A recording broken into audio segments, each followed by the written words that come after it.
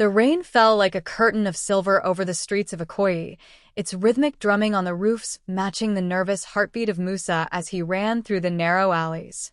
The night had swallowed Lagos in darkness, yet the city's neon lights reflected off puddles like distant stars, mocking him with their beauty as danger lurked in every shadow. He clutched the small envelope tightly against his chest, unaware that the secret it contained would not only change his life, but threaten the lives of everyone he loved. Earlier that evening, Musa had been working his usual shift as a cleaner at the towering Ikoyi Heights, a skyscraper home to Lagos' richest families. He had always been invisible to them, a ghost passing through their lives, until a chance act of courage thrust him into a world he never imagined. It had started with a fire that consumed the office of Amara, the billionaire heiress, and only his quick thinking had saved her. Ever since that moment, the lines between wealth and poverty, truth and lies, love and danger had blurred beyond recognition. Amara had found him after the fire. Her beauty was ethereal, her presence magnetic, and her gaze sharp as she studied him with an intensity he could not understand. "You risked everything for me," she whispered that night, her voice trembling. Musa, though flustered, replied simply, "I couldn't let anyone die, not you, not anyone." But beneath his calm, a storm of fear churned. He knew the rich did not forgive mistakes lightly, and saving her had marked him as both hero and target. As their secret friendship deepened, strange things began to happen. Shadows moved when no one was there. Messages appeared mysteriously on his phone warning him to stay away from her. One morning, Musa found a note slipped under his door. "He is watching. Leave now, or both of you will burn." Panic surged, but when he looked into Amara's eyes that evening, he could see fear mirrored there. Someone in her world did not want their love to survive, and Musa realized that the danger was far larger than any of them had anticipated. The first act of betrayal came from within the walls of Ikoyi Heights itself. Amara's trusted personal assistant, a man named Kemi, had watched Musa rise in her esteem with growing envy. Kemi had long coveted Amara's inheritance, plotting to manipulate her into marriage with a wealthy, unworthy suitor who could be controlled. When he saw Musa's courage and humility winning her heart, he acted swiftly, hiring men to threaten Musa and spy on every move he made.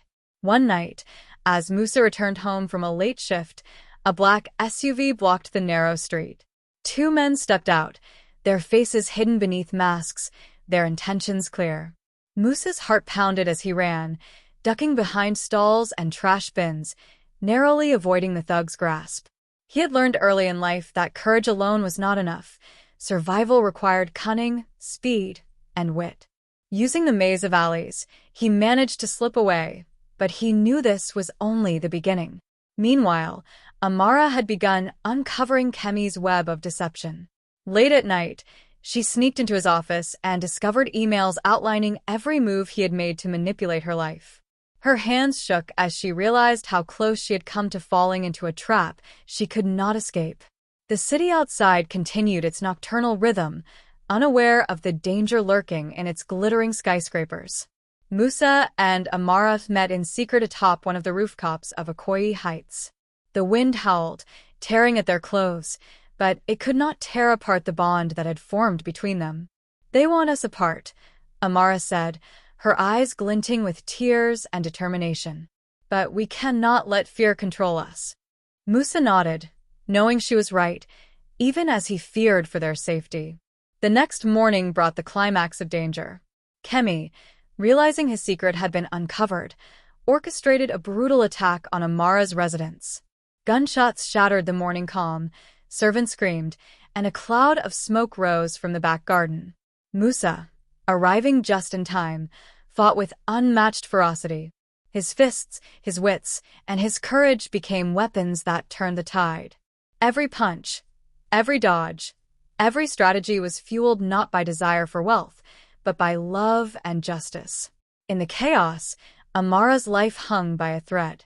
Kemi had cornered her with a gun, his ambition unrelenting. Musa, thinking quickly, hurled a heavy vase that struck the gun from his hands.